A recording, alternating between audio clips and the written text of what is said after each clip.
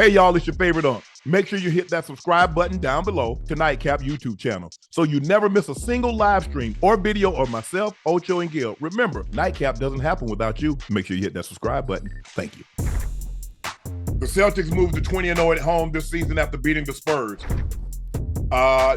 Should the East be worried about the Celtics?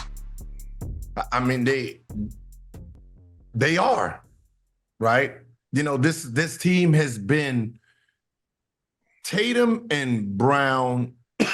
Remember, they wanted to trade. You know, there was articles about getting rid of the two, breaking the two up, and they was only 23. I think people didn't realize that they were still so young and they have not hit their peaks yet. They're not even close to their peaks. They're only 25 and 26. They still got 3-4 years before they're priming. So you have guys right now that are on a mission, right? They've already tasted success at a young age, and they're trying to get over that hump. So they are a real threat. Everyone else has tasted success. I mean, you know, Tatum is like, yo, I've been in the top 3 in MVP voting. I need to get over that hump, right? We need to get to the NBA Finals. We need to win one. So they're on a different mission. If they don't win one this year, in the next 2 years, they gonna have one. Yeah. I mean, you look at what they did. They turned Marcus Smart and Robert Williams into Holiday and Porzingis with Malcolm Brogdon. And they got Holiday and Porzingis. And the thing is, they're deep. You know, we understand about their starting five, but their bench, they just come at you in waves. And so it's going to be very difficult because I don't think anybody, for depth purposes, there's nobody in the East that can match it. I mean, we understand what Joel Embiid is. Joel Embiid and Tyrese Maxey. Now, I do like the way Tobias Harris has been playing thus far because he's been a great third piece to go along with Joel Embiid and Tyrese Maxey. But Milwaukee's going to be a major player. I believe Dame and Giannis will only get better and better.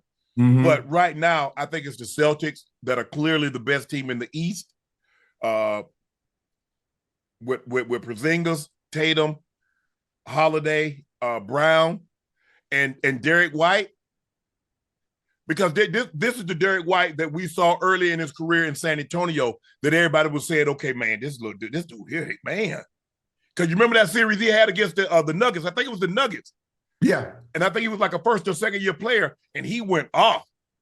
Yeah, I think he's found his niche now. I think, you know, last year he was more of a defensive player, made hero plays, but I think now he's found his two-way in him. You know, last year's more of a, you know, one-way guy, you know, trying to on that deep. Now he's a two-way player. The reason I like Boston is they're so flexible in their lineups, right? Yes. They're always big, right? And, you know, they can put a lineup out there, you know, Tatum at the point, Jaylen Brown at the 2. They can put Porzingis at the 3, Al Horford at the 4, and Luke at the 5 if they wanted to, and be just a big lineup. Right. And force you to try to figure out how to match it, right? And, you know, Brown plays the 2, and he sits in the pose, hit you with the midi because most 2s are small. So they have so many lineups that they can throw at you and still be like their small ball still has 6'10 and 6'11 in it, which is crazy. Right. So the fact that you gave up a 6'4" power forward for a 7'1" center, I don't know what they doing in Dallas. I don't know if anything is legal over there, but you had to be on it at the time you made this trade. Well, for whatever reason, it seemed like Porzingis like, hey, I ain't getting no shots. Luka getting all the shots. And I don't want to play in the post. I want to play on the wing. And for the most part, they let him play wherever. Yeah, he could. I mean, because he's 7'1", 7'2", can shoot the 3, can put the ball on the floor, got a nice mid-range. But they're letting him play a style that's conducive for him being productive, as opposed to say, nah, you 7'1", get your butt down on the block. Because that's not what he is. No, yeah, you're right. And, you know, I know Washington gave him up, which, you know, with the team they had, he was a great piece for them. But, when you look at the overall, it's like Boston got him, right? And y'all got Greg. And that was technically the trade, no matter how, that's the trade. And it's like you really did all this to get a 6'4" power forward. And I'm never giving up. I'm never giving up height for small. If I'm going to give up height, I'm giving height for height. Because you can't teach height. No. Right? I'm never going to trade.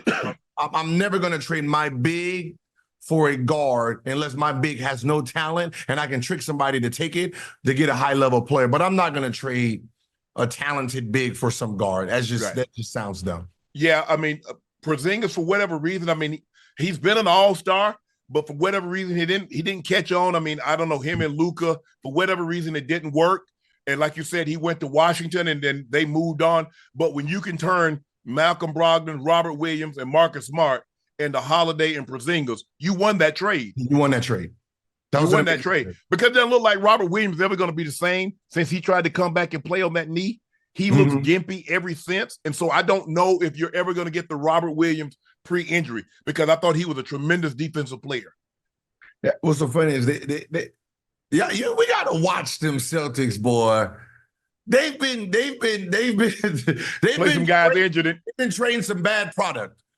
That product, IT hip. Yep. He good. Oh no, he look good. Stand up a little bit. Hey, look at him. Right. Yeah. Oh, good product right here. Right. There's con artists over there in Boston. They did, yeah. They trading anybody who's getting hurt. They trading that player out of there.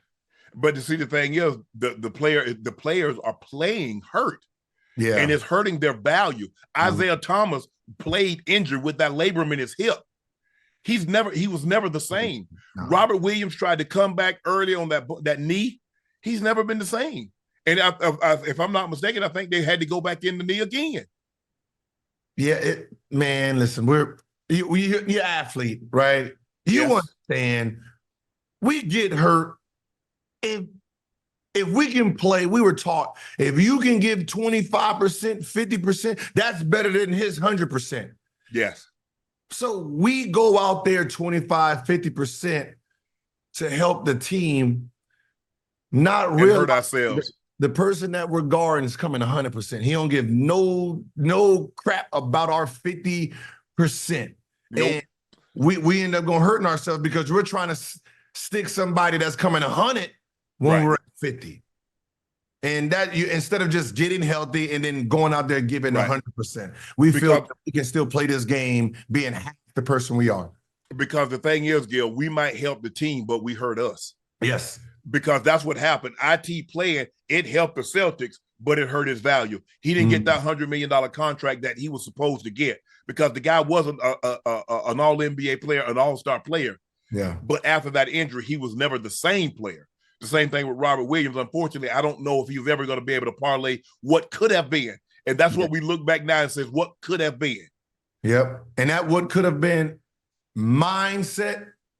Ooh, that burns. Ooh, that's deep pain. Ooh, that's like a girl you about to marry and you find out she cheated on you. You're never going to trust again. No. And that's what that's going to sit every time you look, every time in the summer hits and it's negotiation, right? And you just seeing players getting money.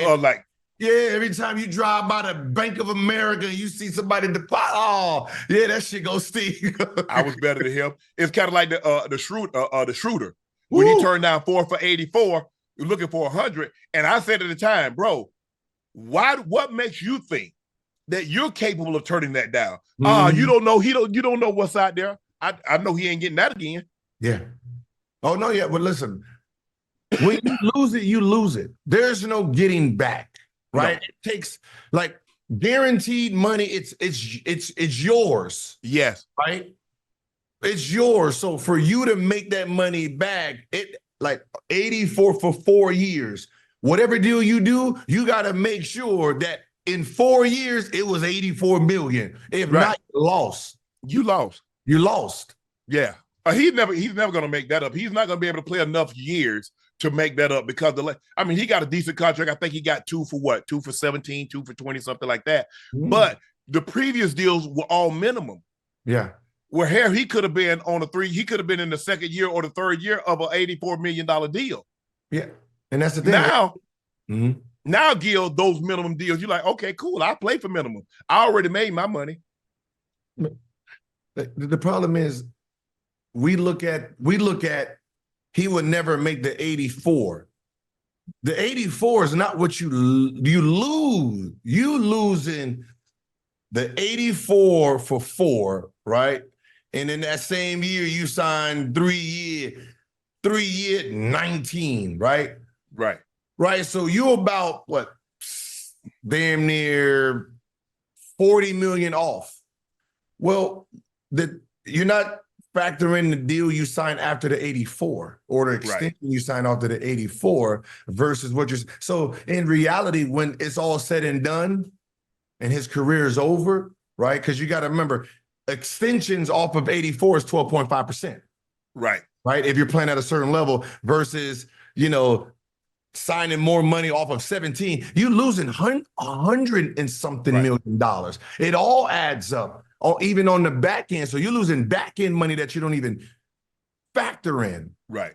Schroeder's career earnings are $89 million because he had a nice deal in Atlanta. Mm-hmm. He had a nice deal in Atlanta, and he could have parlayed that deal, flipped it right into a 4-year, $84 million. But hey, he rolled the dice, rolled up, crapped out. Yep.